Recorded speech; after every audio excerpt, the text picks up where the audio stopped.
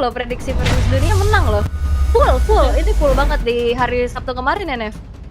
Iya, kalau untuk hari ini mungkin agak beda-beda kali ya, lebih dinamikanya lebih banyak. Tapi sekarang masuk ke arah ban and pick, kita udah ngelihat bagaimana dari Povius, Fanny, Barcia, dan juga Cici akan langsung ditutup. Ada beberapa opsi yang mungkin bisa dirubah dari game sebelumnya, dan ternyata ada Lancelot nih yang akhirnya sepertinya cukup deh di tangan Nile, lumayan merepotkan dan tidak akan dibiarkan terbuka lagi, Om. Yap, merepotkan pastinya buat Lancelot-nya tadi, memang cukup licin dari Nile-nya. Dan meskipun ya ada kesalahan yang dibuat, tapi ya di respect ban.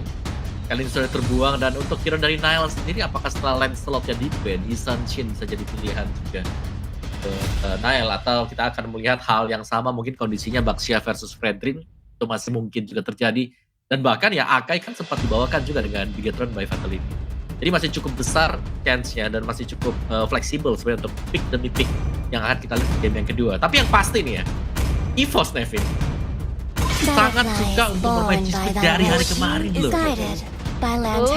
Cheese Pick ya, aku menunggu lagi sih setelah tadi Hellcard yang muncul di pick terakhir. Tapi mungkin nggak bisa terlalu ekstrim, dan One terlepas. One lepas, Om. Yap, ini pemandangan yang langka juga, tapi wajar sih. Lihat Bigetron adalah satu tim yang paling sering, dan bahkan ya dua pick dari One ini dilepas ketika berjumpa dengan Bigetron. Jadi Bigetron mereka lah yang melepaskan One. Jadi mereka juga seakan-akan sudah punya jawaban untuk One ini, entah itu mereka akan di retail atau mereka akan coba buat lagi dari mid-nya dan rocketnya langsung menuju ke gold lane nanti, Om. Yap, tapi Varsa ini juga salah satu yang bisa ngejawab One lah ya. Bisa di zoning juga. Tapi bener, dengan adanya Bigetron yang ngelepasin One terus ya. Kalau nggak salah terakhir waktu lawan sama Navi, Chive waktu itu yang pakai One, dan ini pemandangan yang cukup jarang seperti apa yang Nevin sampaikan juga. One yang akhirnya menjadi priority nih untuk Erlan yang bahkan di game pertama ini kan menjadi MVP. Dan apakah dengan hero yang bisa kita katakan ini lagi bener-bener di respect terus-terusan, bisa ngebawa juga EVOS untuk bisa menguasai permainannya, Nevin? Ya, tapi nggak bisa sendiri ya untuk One sendiri. Harus punya skill frontliner yang kuat juga. Ada beberapa efek tambahan mungkin yang nanti bisa mempermudah bagaimana One untuk mengeluarkan ultimate atau crossbow otangnya juga. Dan sekarang Gatot Kaca akan jadi salah satu opsi yang bagus untuk memenuhi kriteria tersebut. Dan ini dia debut pick lagi, Kadita, muncul dari EVOS. Cheese pick yang diharapkan Om Wawan nih, termasuk gak nih, Om? Masuk dong, kayak jarang kan kita lihat EVOS bermain seperti ini juga. Dan ada Kadita yang bisa berhadapan dengan Parsia pastinya. Duo mid-nya ini sebenarnya ya kalau Gatot Kaca masih flex ya, tapi kemungkinan besar bakal dipakai menjadi roamer juga. Jadi mereka sudah cukup strong. Tinggal ya memainkan lagi satu tank jungler yang bisa dibawakan, mungkin Fredrin ya. Jadi ini lebih memanjakan saja biar One yang menjadi ujung tombak nanti untuk EVOS. Karena kita melihat ya untuk yang dipecahkan weakness point-nya jelas targetnya sudah ada di sana. Ada Hylos yang cukup mudah untuk dicek target.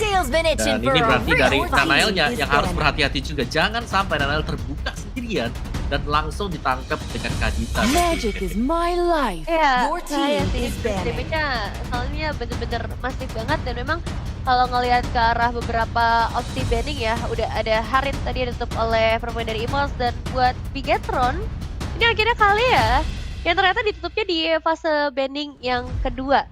Ngebuat tidak akan ada power pick off tambahan, karena udah kebayang ya bagaimana burst damage Kadita dan juga kali ya kalau misalnya digabungkan di suatu waktu yang sama. Tapi seperti yang kita tahu, sebenarnya hero pick off juga masih ada beberapa nggak sih, Ul? Iya sih, masih ada Chow. Sebenarnya kalau misalkan emang mau main pick off juga.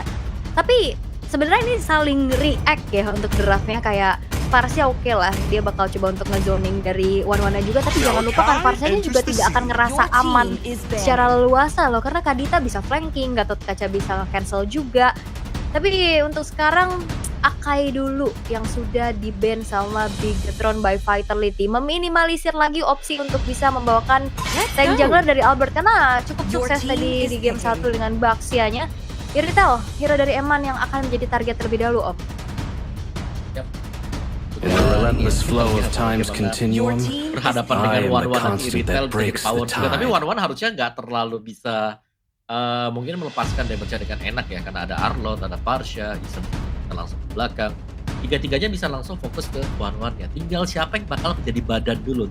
Mas, kalau hanya Gatot Kaca mungkin kurang cukup. Tapi kalau mereka juga membawakan ada Glue dan Fredrin, wah ini akan menjadi ujung tombak full ada di Erlan. Jadi apakah memang itu yang bakal di-provide atau Albert juga akan dibiarkan jadi salah satu ujung tombaknya? Tasin misalnya, masih ada Hayabusa ya kalau berani bermain dengan resiko. Atau kalau yang lebih safety udah jelas, Frederick yang bisa dimainkan oleh EVOS. Detective Brethren on the case 24/7. Dan ya, Frederick yang benar-benar akan muncul, tapi kali ini bukan dengan Gloom, melainkan dengan lampu-lampu. Cuma tetap sih dengan konsep ya cukup mirip ya. Area Fronande akan dibuat setebal mungkin, sesulit mungkin untuk bisa ditembus. Di bagian belakang, output damage yang masif. Kadita yang bisa memberikan power pick off-nya. Ini udah dibawa, dan ternyata pick off-nya malah ada di tangan dari Bigetron. Wait, ini gold lane-nya berarti siapa? Coba kita tanya ya, Coach Bam. Unik lagi ya, ternyata sepertinya kemungkinan bakal ada Arlott gold lane yang bakal kita lihat. Wah, Dan sepertinya wow, kejutan kembali ditunjukkan. Bukan dari Cheesepicket, tapi dengan flex roll-nya juga yang sudah akan kita saksikan. Tapi Kadita yang muncul, targeting lini belakang sudah akan menjadi satu yang hal diinginkan juga oleh Kadita. Dan apakah ini akan menjadi satu sama? Ataukah EVOS akan langsung bisa menutup gamenya dengan 2-0? Dan kita akan cari tahu siapakah yang akan menjadi gold laner di teman-teman Bigetron dan juga EVOS. Karena ini akan menjadi sebuah pertemuan yang cukup menarik, karena kita akan langsung menuju ke Land of Dawn. Dan ternyata Eman dengan Chow-nya, Nevin. Eman dengan Chow gold lane ya.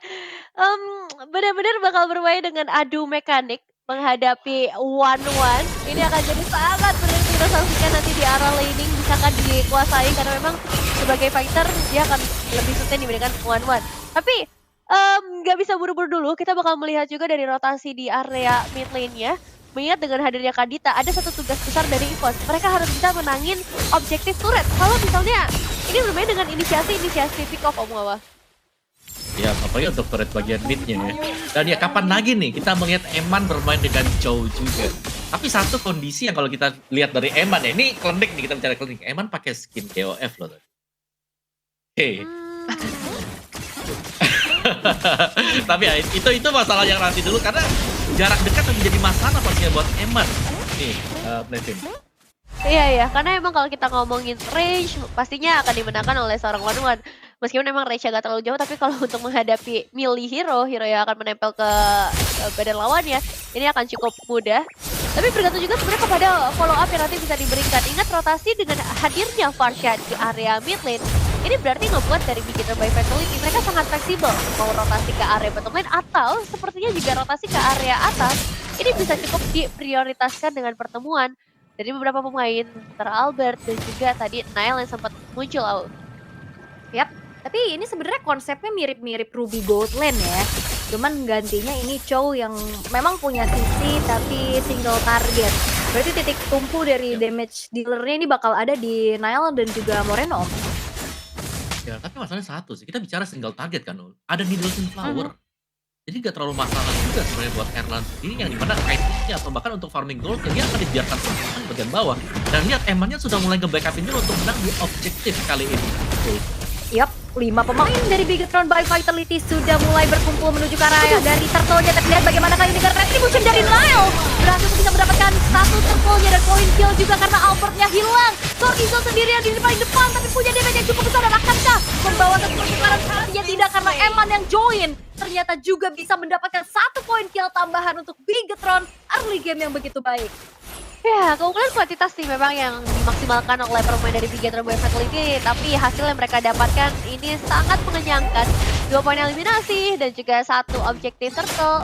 Pertukaran dengan beberapa bandingan gold di bagian bottom lane sepertinya nggak terlalu jadi masalah, kecuali memang nanti dari Erlannya bisa dapetin poin eliminasi. Mungkin itulah titik balik dari Bigetron by Fatality. Jadi mereka pun harus dijaga supaya Erlan nggak bisa terlalu kaya, tapi bahkan secara leveling ini masih bisa diseimbangkan dengan cukup baik oleh hadirnya Eman dan audience prediction 75% bergeser semua ke EVOS dengan satu game awal yang tadi cukup memukau ya Om Awa.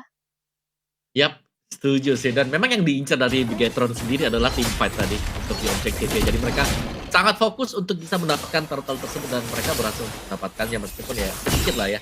Ada kompensasi memang di mana Erlan bisa terlepas untuk bisa plating half dari shield bottom turretnya. Tapi so far so good untuk Bigetron. Yang terlalu banyak tertinggal juga dan sayangnya tadi dari EVOS yang mereka belum punya damage yang memadai. Kita melihat ada 3 hero atau 3 pemain dari Bigetron yang memang sudah low HP. Jadi belum bisa dipunish juga sama sekali dari EVOS. Dan kali ini untuk di Turtle yang kedua, ini akan menjadi sebuah perebutan yang bakal seru ya. Karena Eman sudah mulai langsung join tim nih terus-terusan ternyata, Nevin.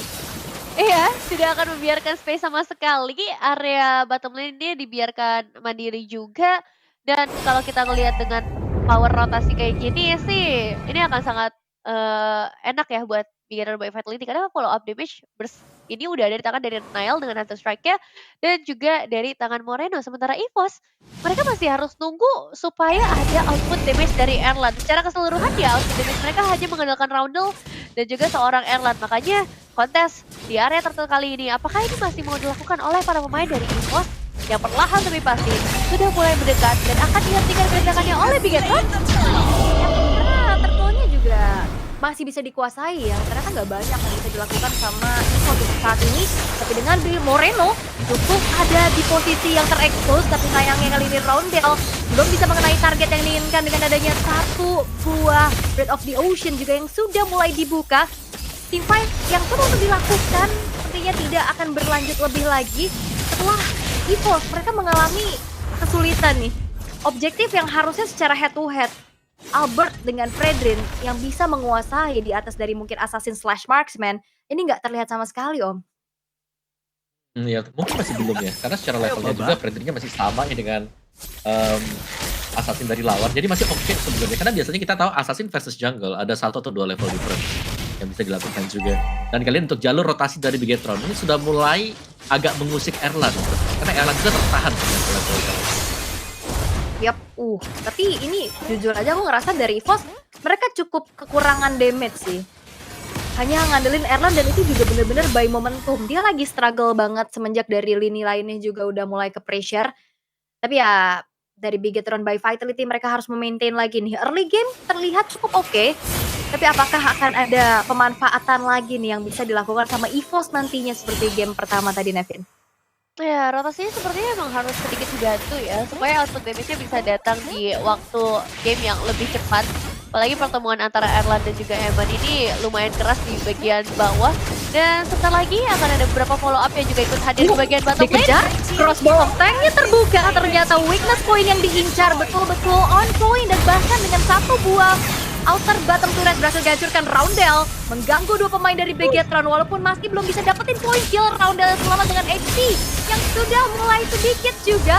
Dan kali ini kita akan melihat bagaimana dari Bigetron yang harus kembali memaintain keunggulan mereka karena satu persatu turret demi turret dilucut. Tapi look, hello, kalian bisa nonton nih di channel officialnya streamer FLID. Look, yang kemarin kayaknya lagi bingung dengan jersey Bigetronnya, tapi Team Vitality sudah mulai terlihat kembali. Bagaimana Shogun menahan damage dengan cukup besar dan Nile mendapatkan key. Tersisa sendirian di paling depan. Dan sepertinya Sorizo tidak bisa berkutik lagi. 2 pemain dari EVOS berhasil untuk dieksekusi di tangan Bigetron.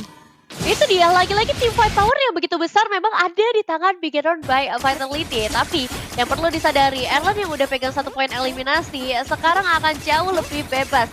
Sekarang secara movement speed ataupun attack speed juga sudah sangat terasa perbedaan yang lumayan signifikan. Dan nanti ketika para pemain dari EVOS sudah mulai bisa melakukan team fight yang cukup besar mungkin di Lord yang pertama, ini akan jadi bahaya yang harus mulai diantisipasi oleh pemain dari Bigetron. Dan salah satu cara antisipasinya adalah mereka udah dapetin outer turret di area top lane, Om. Ya, mungkin satu-satunya yang harus diwaspadai dengan EVOS ya, mereka jangan sampai terkena pick off juga. Karena power dari Shogun bersama dengan Eman ya, mereka bakal coba buat main pick off. Dan siapapun yang kena ya harus bisa menghindar. Tapi poin plus untuk EVOS adalah late game insurance mereka. Ini pasti ada marksman. Yang kita lihat sekarang dipergunakan dengan 1-1. Sedangkan power dari Bigetron sendiri mereka menggantikan Ruby ya biasanya Tapi kali ini menggunakan Chow juga. Jadi masih make sense juga karena melihat desain mungkin bisa diproyeksikan untuk menjadi marksman nanti kita menginjak late game. Jadi gak terlalu harus fokus ya untuk bisa nge-backupin di bagian dari gold lane. Tapi apakah memang bisa cukup powerful berhadapan dengan Warman itu yang harus kita nantikan karena ya kita melihat bagaimana jumping power dari si Erlan sendiri ini sudah mulai cepat ya. Berarti dari Swift Trinity yang mungkin ini bisa jauh lebih cepat diselesaikan juga karena tadi dia dapetin plate di bagian bawah, bahkan untuk alat bagian bottom juga sudah diambil dengan EVOS. Iya, udah mulai kerasa sih bagaimana impact dari Erlan mungkin akan segera terlihat. Tapi di satu sisi, Farsha dari Moreno juga nggak kesentuh sejauh ini. Menjadi tanda bahaya kalau misalnya belum ada jawaban atas Farsha di teamfight selanjutnya. Apalagi dengan Lord yang sudah mulai hadir juga. Dan dengan Lord ini, kita akan ngelihat kembalinya Albert bersama Nile. Tapi dalam kondisi 2 level diunggulkan oleh seorang Nile yang tadi sempat kita singgung juga di awal. Karena ya power dari penggunaan jungle tank yang tidak sekuat dengan Yisun Shin di area jungle. Masih ditarik ulur terlebih dahulu. Masih harus ada pencarian informasi supaya jangan ada The Way of Dragon dadakan yang bisa dikeluarkan oleh Emma. Bener Ice Moreno dari belakang dan efek depan dan bahkan Crumble tank yang mengudara pinnya menghilang. Erlan mendapatkan momentum tapi Emma yang terjebak. Double kill dia oleh Erlan tapi Jagan masih sempat mengeluarkan Vanessa tapi Indian ini pun harus tumbang dan Nile-nya ditarget dengan begitu baik oleh Roundel dan Vegatron. Mereka kehilangan pas point mereka dan titik balik. EVOS kembali mereka dapatkan. Dalam satu buah teamfight saja, tapi 1.200 gold difference sudah mulai terasa. Saat Lord juga langsung menjadi milik mereka, jadi dia akan terus berguling dan bertambah lagi keunggulan yang mereka dapatkan. Tapi untuk Vegatron by Vitality, ini apa yang terjadi Om di teamfight tadi? Ya, mereka cukup bingung juga dan jangan lupakan itu dia tadi. Power dari One sendiri ketika ada weakness point yang pecah damage yang diberikan pastinya maksimal ya. Kita belum melihat ada Winter Crown mungkin yang dibuild dengan pemain-pemain dari Vegatron juga dan gamepack by GoPay kita menjadi debut Chow Gold Lane di MPL ID Season 16. Terakhir muncul di MPL ID Season 10 dipakai oleh Kabuki ya saat Aura kalah game dari EVOS. Wah, kalah game dari EVOS. Ya tapi so far dengan Lord yang didapatkan 3 lane push akan diupayakan oleh EVOS sekarang. Iya, dan harusnya juga ini Narina Turret akan menjadi target berikutnya terlebih dahulu. Lordnya masih berdiri dengan cukup kokoh walaupun ini masih belum menjadi Lord yang ter-enhance. Tapi 3 base turret yang sudah terekspos dan bahkan Holy Defense top lane sudah mulai tertrigger satu persatu dan kembali lagi Vegatron. Mereka mengandalkan Nile dan Moreno dan masalahnya 2 pemain ini betul-betul ditarget oleh pemain-pemain dari EVOS terutama Roundel yang tadi bisa ngedapetin nyawa dari Nile, Nevin. Ya, dan sekarang dengan Blade Armor yang juga udah hadir di tangan dari Finn, mungkin bisa menjadi sedikit jawaban untuk menghindari banyaknya physical damage karena memang Atomization 1-1 yang sangat ditujukan untuk melakukan penetrasi dan dengan Wind of Nature yang juga sudah di tangan dengan 3.500 gold unggul secara individual. Nih, Erlan gimana cara menghentikannya, Om? Yep, so far kita belum melihat ya Winter Crown pasti ini satu-satunya jalan untuk menghentikan Erlan, Winter Crown. Coba bait buat weakness-nya.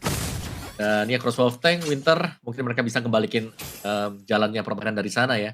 Tapi kalau tidak pun kita melihat Zorizo ini unggul juga dengan 2000 gold. Jadi 2 sisi kiri dan kanan ya dari EVOS ini sudah berhasil untuk menangin dari top dash mereka masing-masing. Dan membuat akhirnya Vegatron by Vitality ini harus tertahan di area base mereka. Mau keluar pun pasti ditahan dengan Albert dan akan lebih mudah untuk Erlan bisa memecahkan weakness point pemain-pemain dari Vegatron nantinya. Iya, dan dengan banyaknya momentum maker ya dari Vegatron by Vitality, mereka punya Final Flash, ada Glorious Battle juga yang bisa dibawakan, tapi secara output damage bisa dibilang nggak terlalu continuous dengan hadirnya Farsha, karena sisi gold lane-nya digantikan dengan fighter. Aku ngerasa ini kekurangan damage yang akhirnya udah mulai terasa, karena bagian depannya Albert dengan Fredrin ini nggak bisa sekali burst aja di tangan Farsha, atau nggak bisa juga selalu mengandalkan Nile yang juga masih harus mengurus beberapa monster jungle. Tapi dari Vegatron, mereka harus cari cara memisahkan para pemain dari EVOS. Satu pemain setidaknya untuk bisa diambil terlebih dahulu. Dan kita juga masih menunggu sebenarnya apa gameplay yang bisa dibawakan lebih lagi dari EVOS. Terutama dengan hadirnya Kadita di dalam game kali ini. Pick off akan jadi sangat mengerikan dalam kondisi Lordnya akan terbuka nih, Wolf. Yap. Tapi karena memang juga Nile dengan jarak yang gak begitu jauh ya, Ini bakal bisa dipegang banget sama si Albert dan Chorizo. Tapi kali ini inisiasi terjadi di Wild Dragon Erlan.